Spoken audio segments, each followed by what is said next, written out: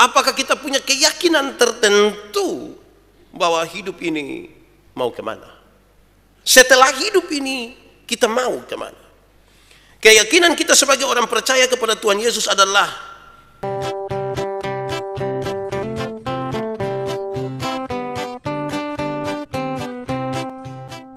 Bapak Ibu Saudara-saudara, mari kita berdoa untuk pemberitaan firman Tuhan.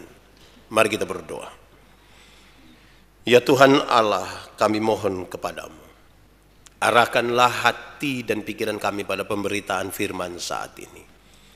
Sebab siapa kami ini Tuhan? Kami orang-orang berdosa. Kami terbatas dalam segala sesuatu dan sungguh tidak mungkin bagi kami untuk mengerti firman Tuhan, kecuali kalau Tuhan menolong kami. Oleh kuat kuasa Roh Kudus-Mu kami mohon, hari ini kami sungguh-sungguh dimampukan, bukan saja untuk mengerti firman Tuhan, tapi lebih dari itu kami dimampukan menjadi pelaku-pelaku firman-Mu. Berkati setiap hati yang sungguh disiapkan untuk pemberitaan ini. Tolong jauhkan semua penggoda pencobaan. Biar dalam damai sejahtera-Mu kami belajar firman Tuhan. Kami rindu pada firman-Mu. Berfirmanlah bagi kami Tuhan. Di dalam nama Yesus firman yang hidup itu kami berdoa. Amin. Bapak Ibu Saudara-saudara yang dikasihi dalam Tuhan Yesus, di kesempatan hari ini dalam ibadah memperingati dan merayakan hari kenaikan Tuhan Yesus ke sorga, sementara kita berada juga dalam bulan budaya dan bahasa dan budaya Gereja Masih Injil Timur, maka tema yang ditetapkan oleh Majelis Sinode untuk hari ini adalah bersaksi bagi segala suku bangsa. Bersaksi bagi segala suku bangsa. Pembacaannya terbaca dari kitab Kisah Para Rasul pasal 1 ayat 6 sampai ayat yang ke-11. Kisah Para Rasul pasal 1 ayat 6 sampai ayat yang ke-11. Yesus terangkat ke sorga. Maka bertanyalah mereka yang berkumpul di situ, Tuhan, maukah Engkau pada masa ini memulihkan kerajaan bagi Israel? Jawabnya, Engkau tidak perlu mengetahui masa dan waktu yang ditetapkan Bapa sendiri menurut kuasanya. Tetapi kamu akan menerima kuasa kalau Roh Kudus turun ke atas kamu. Dan kamu akan menjadi saksiku di Yerusalem dan di seluruh Yudea dan Samaria dan sampai ke ujung bumi. Sesudah ia mengatakan demikian, terangkatlah ia disaksikan oleh mereka, dan awan menutupnya dari pandangan mereka. Ketika mereka sedang menatap ke langit waktu ia naik itu, tiba-tiba berdirilah dua orang yang berpakaian putih dekat mereka dan berkata kepada mereka, hai orang-orang Galilea, mengapakah kamu berdiri melihat ke langit? Yesus ini yang terangkat ke sorga meninggalkan kamu akan datang kembali dengan cara yang sama seperti kamu melihat dia naik ke sorga. Demikian firman Tuhan. Berbahagia setiap orang yang mendengar firman, memelihara dan melakukan dalam hidup setiap hari. Bapak Ibu Saudara-saudara, shalom. Sekali lagi shalom. Saudara-saudara, hari ini kita merayakan dan memperingati peristiwa kenaikan Tuhan Yesus ke sorga. Sebuah peristiwa yang saya kira cukup penting dalam perjalanan hidup kita sebagai orang-orang percaya. Kenapa? Peristiwa ini membuat dan membawa kepada kita sebuah keyakinan dan harapan. Kenapa? Renungkan saudara-saudara, apakah kita punya keyakinan tertentu bahwa hidup ini mau kemana? Setelah hidup ini kita mau kemana? Keyakinan kita sebagai orang percaya kepada Tuhan Yesus adalah kita semua akan diangkat ke sorga bersama-sama dengan Yesus. Saya ingin pastikan saudara-saudara bahwa semua orang percaya yang hadir hari ini di sini, yang mengikuti ibadah ini secara online sekalipun, mestinya kita punya keyakinan itu bahwa Tuhan akan datang kembali mengangkat kita surga. Masa hidup kita kan 70 tahun. Lebih sedikit bisa, tapi itu tambah asam urat, tambah sakit pinggang. Tidak lama kan? Yang selama-lamanya itu surga atau neraka. Bayangkan kalau 70 tahun percaya kepada Tuhan, tapi kita tidak punya keyakinan bahwa Kristus akan kembali. dan mengangkat kita. Ini keyakinan. Keyakinan ini merupakan sebuah janji sekaligus pengharapan yang membuat hidup kita bergairah. Iman kita semakin lebih kepada Tuhan. Karena harapan itu tidak sia-sia. Kita semakin tekun dalam menjalani hidup ini. Mati masuk surga itu kebahagiaan daripada mati masuk neraka toh. Saudara yakin mati masuk surga? Yakin sekali atau yakin saja? Saya lihat saudara agak ragu-ragu sedikit. Saya yakin Yesus telah mati bagi saya. Dan peristiwa hari ini mengingatkan Yesus telah duluan di surga. Dalam rumah Bapakku banyaklah tempat. Dia pergi siapkan tempat bagi kita. Tepat waktu dia jemput kita. Cara jemput itu beda-beda. Ada yang terantuk langsung bab tua jemput. Ada yang sakit berat. Ada yang tidur-tidur selesai. Tapi kita yakin masuk surga. Kenapa? Orang dalam sudah ada di surga. Siapa itu? Tuhan Yesus. Ini harus jadi keyakinan. Ini harus membawa kita untuk lebih bergairah lagi dalam iman kita kepada Tuhan. Saudara-saudara, lalu kita membaca pembacaan yang berulang-ulang setiap tahun dibacakan. Yesus terangkat ke surga menurut Kisah Para Rasul pasal 1 ayat 6 sampai ayat yang ke-11. Beberapa catatan ini penting untuk kita renungkan saudara-saudara.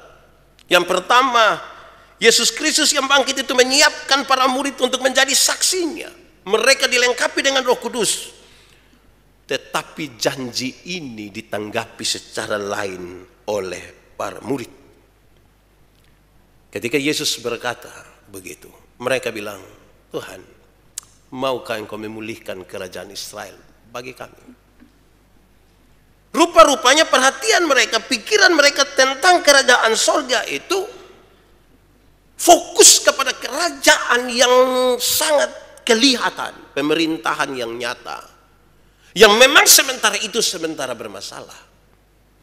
Orang Yahudi kan di bawah penjajahan Romawi. Mereka beranggapan, apakah memang Yesus maksudkan ini adalah pemulihan yang kira-kira begitu? Justru tidak. Di ayat 3 saudara-saudara memberi sebuah pesan bahwa bukan itu yang Yesus maksud.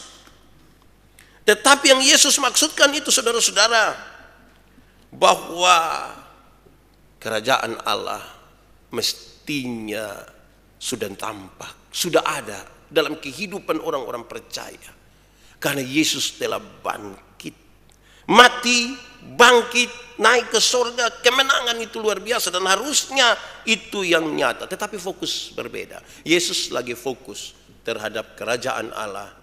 Murid-murid fokus terhadap kerajaan dunia sebagaimana manusia.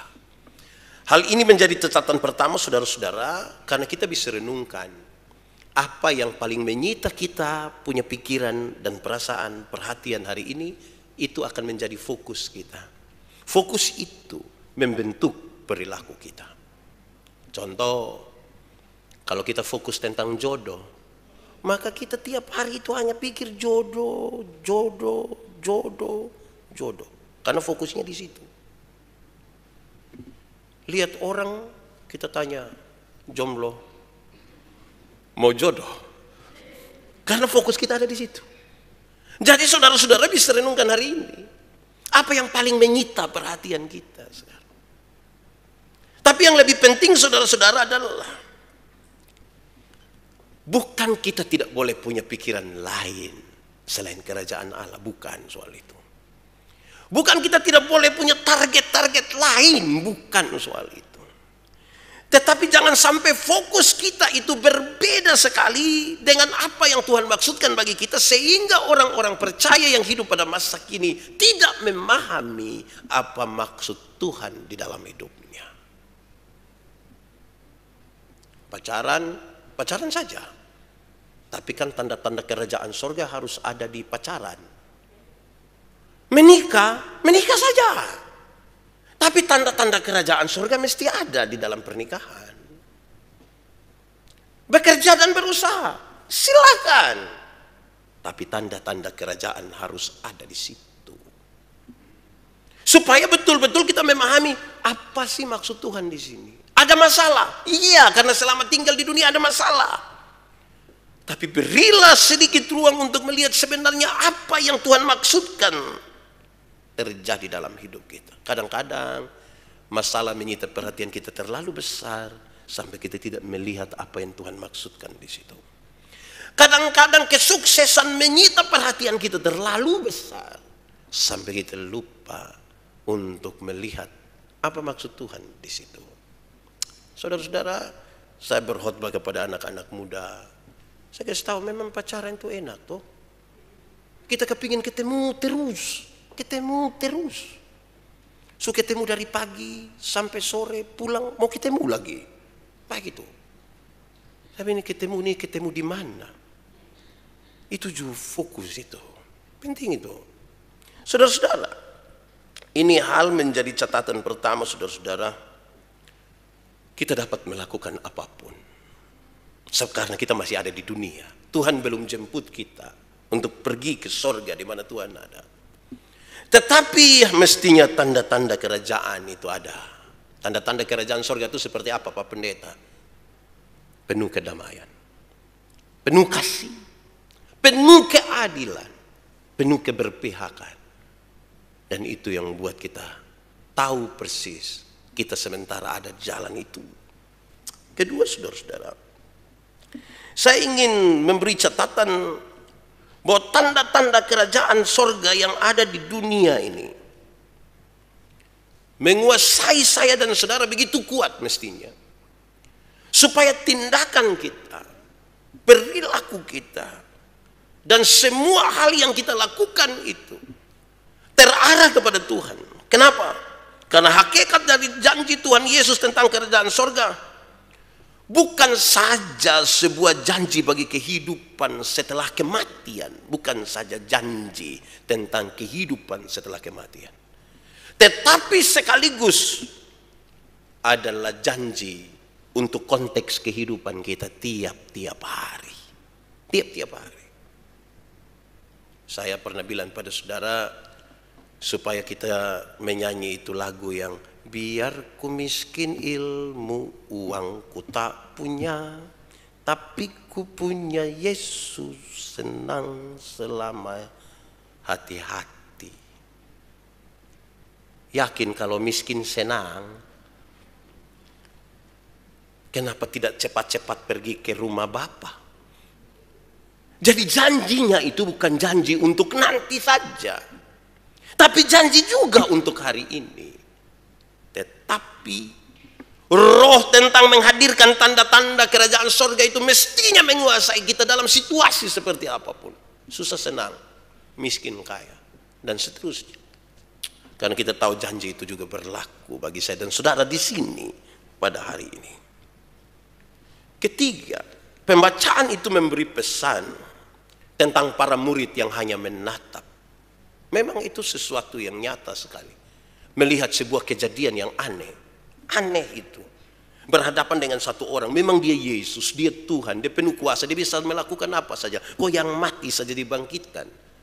Dia terlalu berkuasa. Lantas sekarang murid-murid melihat sebuah keadaan yang sungguh-sungguh luar biasa. Yesus terangkat ke sorga. Terangkat ini. Dia terangkat baik-baik begini.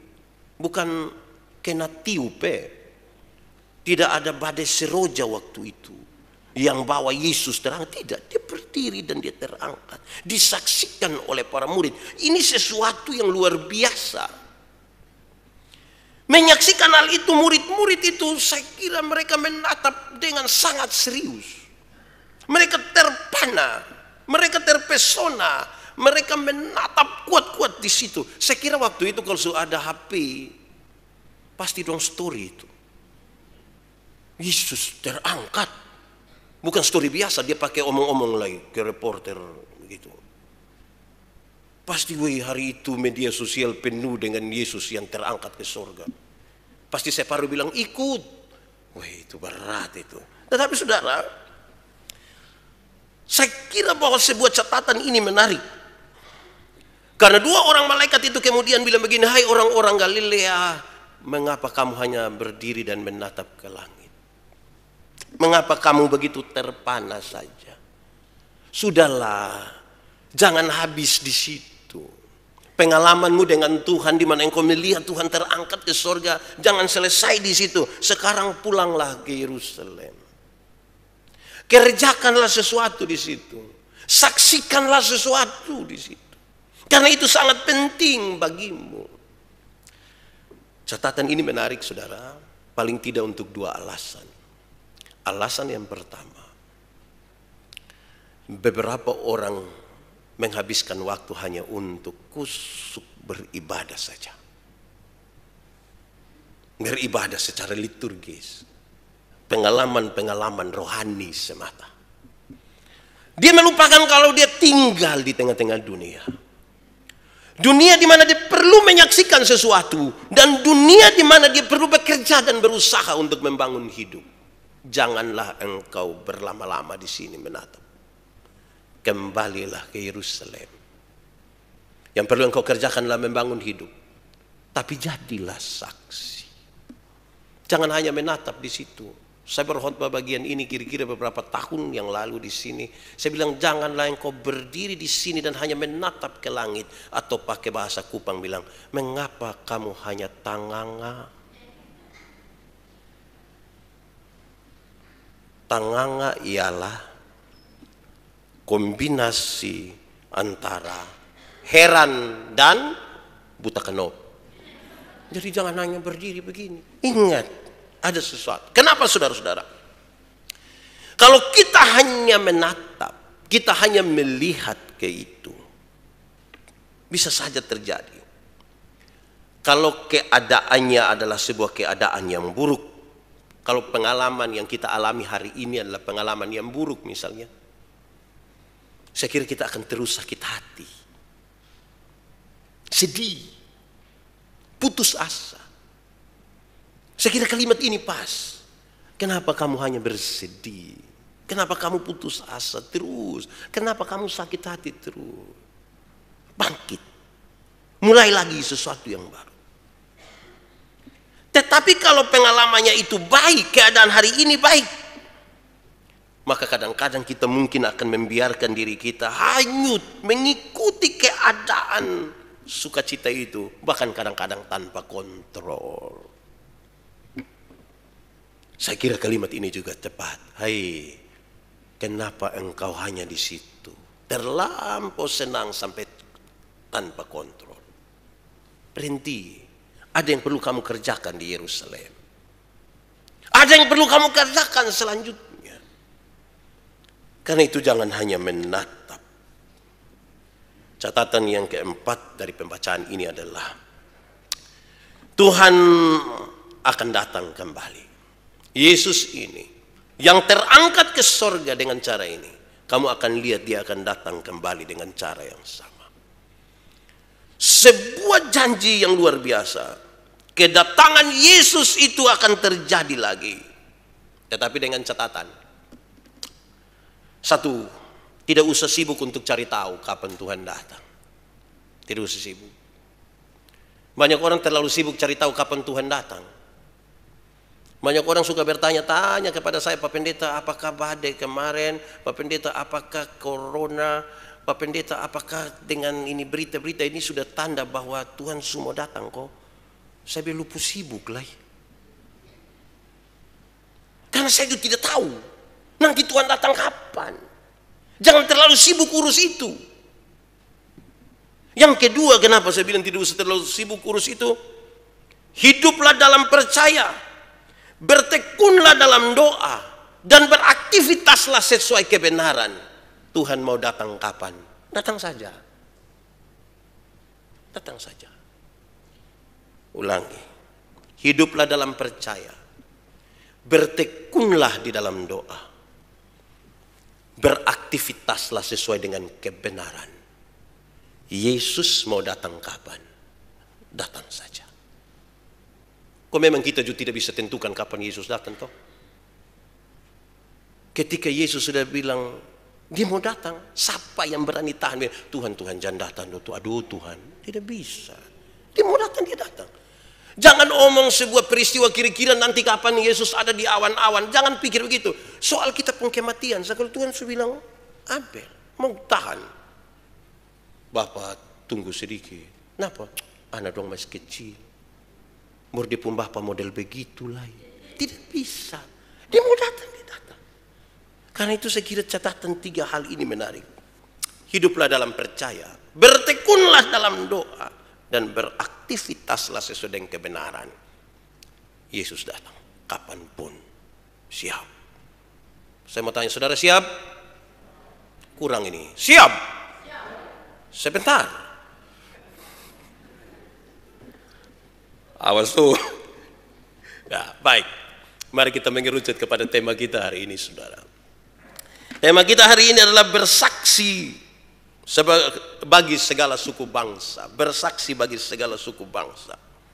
Ini sebuah pernyataan yang serius tentang pemberitaan Injil. Kembalilah ke Yerusalem dan beritakanlah Injil. Nyatakanlah Yesus sebagai juru selamat. Beritakanlah kepada dunia. Itu tugas dari para saksi. Mereka yang berdiri dan menatap Yesus itu, mereka sungguh-sungguh percaya Yesus Tuhan dan juru selamat.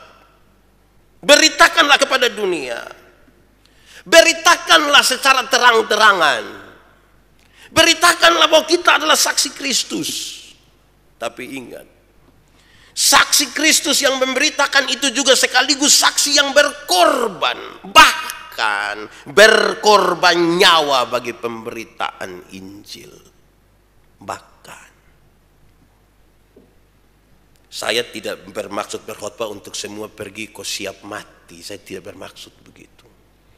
Tetapi sebuah pernyataan di mana pengorbanan ini sebuah pengorbanan yang tidak tanggung-tanggung. Tidak menghitung-hitung.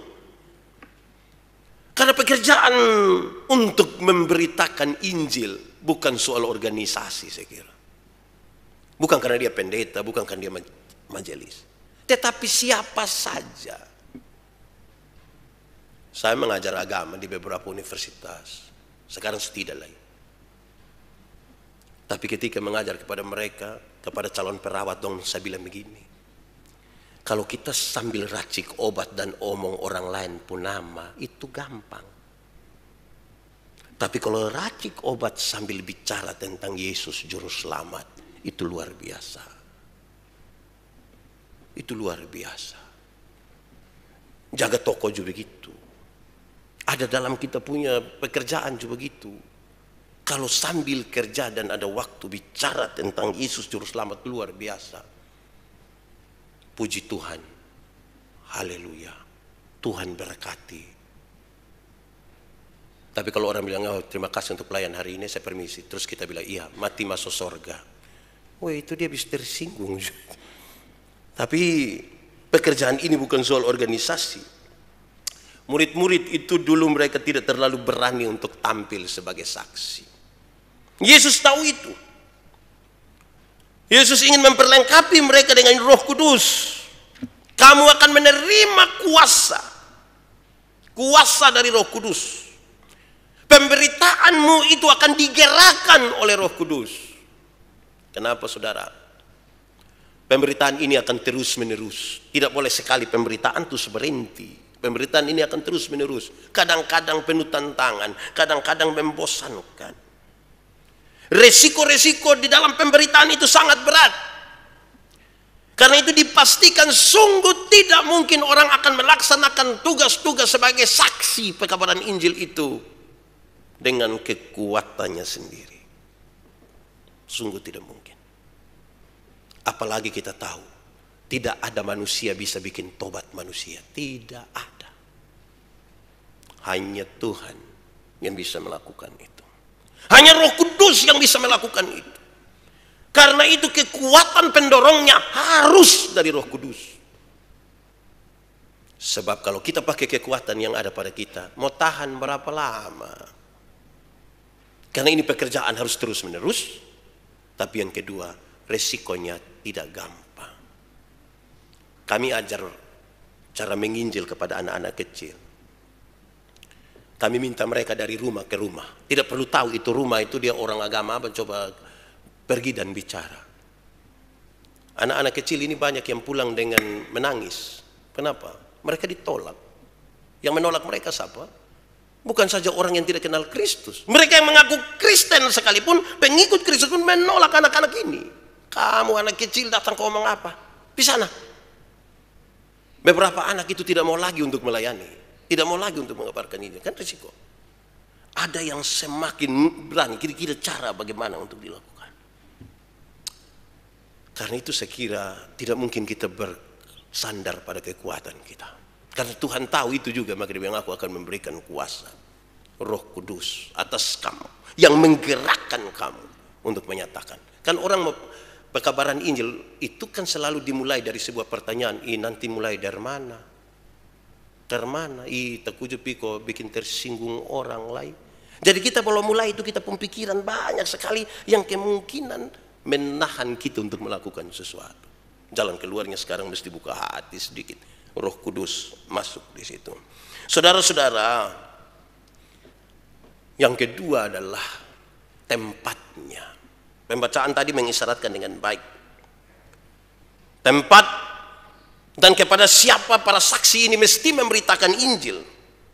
Disebutkan Yerusalem, Yudea, Samaria, dan sampai ke ujung-ujung bumi. Kepada siapa? Kepada orang-orang yang kita kenal, kepada keluarga, orang-orang yang ada di sekitar kita. Mengajarkan pertumbuhan yang benar bagi generasi-generasi baru sampai dewasa. Berita yang dibawa kepada mereka yang baru. Mempersiapkan saksi-saksi baru. Supaya dunia ini tersentuh sampai ke ujung bumi. Kepada orang-orang yang sama sekali belum pernah mengenal Injil. Berita pembebasan ini tidak boleh berhenti. Berita Injil ini, berita sukacita ini mesti dinyatakan terus menerus. Tidak boleh bilang susu cukup Pak, kok semua orang su Kristen. Saya kira bukan itu. Terus dilakukan. Ini hal yang penting saudara. Apalagi di zaman seperti ini. Perkembangannya sangat cepat. Kita belum siap untuk satu perkembangan berikutnya sudah datang. Tetapi kita ditolong hari ini. Kita ditolong di mana? Media-media digital atau lain sebagainya bisa dipakai untuk pekabaran Injil. Hari ini kita beribadah di sini. Tapi saudara-saudara di Amerika mengikuti ibadah ini di sini. Mereka yang ada di Malaysia, yang ada di seluruh Indonesia. Kami mungkin tidak saling mengenal. Kita tidak saling mengenal. Tapi berita itu sampai ke sana. Daripada kita cari dana kumpul uang di Batam, manfaatkanlah kesempatan hari ini. Untuk terus menjadi saksi. Mulai dari Yerusalem. Orang-orang yang kita kenal. Keluarga. Orang-orang yang ada di sekitar kita. Mempersiapkan para saksi baru. Dan kepada orang-orang yang sama sekali belum mengenal Injil. Saudara-saudara, dalam kaitan dengan itu, hal ketiga yang ingin saya sampaikan adalah, mari kita lihat perkembangan para saksi. Perkembangan para saksi mula-mula itu menarik. Murid-murid menerima kuasa, menjadi saksi Kristus sampai ke ujung bumi. Ini hal yang luar biasa karena kepada mereka diberikan kekuatan adikodrati. Kekuatan dari Allah yang luar biasa. Yang dengan kekuatan itu mereka, para murid dalam konteks waktu itu, pergi ke Yerusalem. Kalau kita baca kitab Kisah Para Rasul, pasal 1 sampai pasal 7 bicara tentang kesaksian mereka di Yerusalem. Pasal 8 sampai pasal 11 bicara tentang mereka bersaksi di daerah Yudea. Pasal 11 ayat 18 dan seterusnya pasal 11 ayat 19 dan seterusnya sampai akhir dari Kisah Para Rasul, itu mereka bersaksi sampai ke luar, sampai ke ujung-ujung bumi. Konteks para murid itu sudah selesai. Sekarang bagaimana kita saksi-saksi baru yang mendengar dari kesaksian mereka, yang juga diberi kekuatan oleh Roh Kudus. Saya kira kita percaya sekali kalimat ini. Waktu Tuhan datang ke dunia, Dia berjumpa dengan kita. Dia tidak bertanya ada berapa gereja yang kita bangun. Amin. Ada berapa jiwa yang kita bawa kepada Tuhan. Ada berapa jiwa? Saya kira itu catatan yang serius. Tuhan Yesus memberi wawasan dan pemahaman baru bagi para murid. Wawasan dan pemahaman baru. Untuk mereka tidak berpikir yang picik. Mereka tidak hanya berpikir tentang hal-hal yang sementara dalam kerajaan dunia. Mereka tidak berpikir hanya untuk suku mereka. Tetapi mereka diberikan wawasan untuk berpikir secara lebih luas. Wawasan misioner yang didasarkan pada kuasa Roh Kudus itu mengajak para murid meninggalkan wawasan kedaerahan yang sempit, supaya dia melihat bahwa seluruh suku bangsa berhak untuk mendapat berita ini. Dan Tuhan percayakan itu kepada saya, kepada saudara. Bukan aspirasi yang sempit dari golongan yang sempit di antara mereka. Yesus memberi wawasan bahwa mereka diberi kesempatan sampai ke ujung-ujung bumi hari ini. Dan itu sekiranya akan menguatkan mereka. Bersaksi bagi segala suku bangsa menjadi tanggung jawab siapakah? Kalau itu pertanyaan untuk direnungkan. Masing-masing dapat menyebutkan namanya sendiri.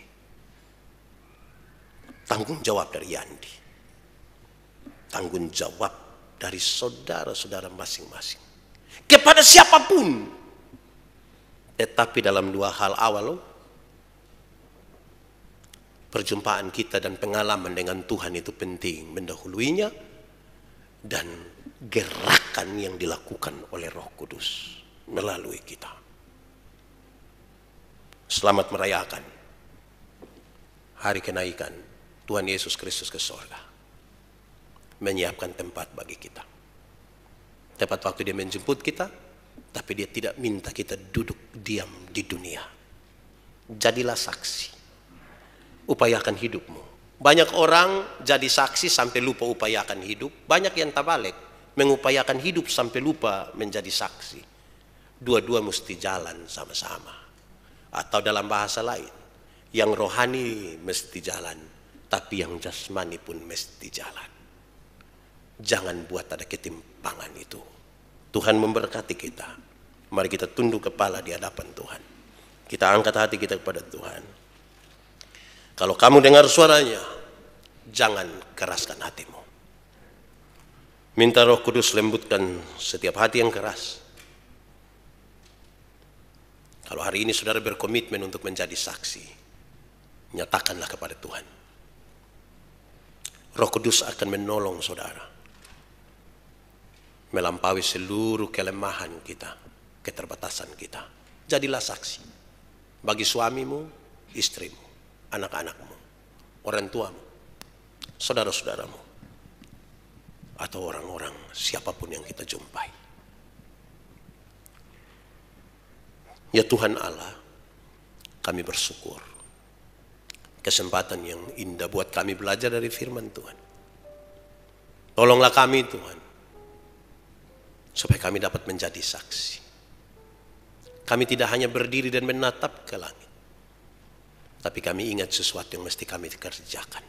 Beritakan, sekaligus mengerjakan bagaimana membangun hidup dan persekutuan kami.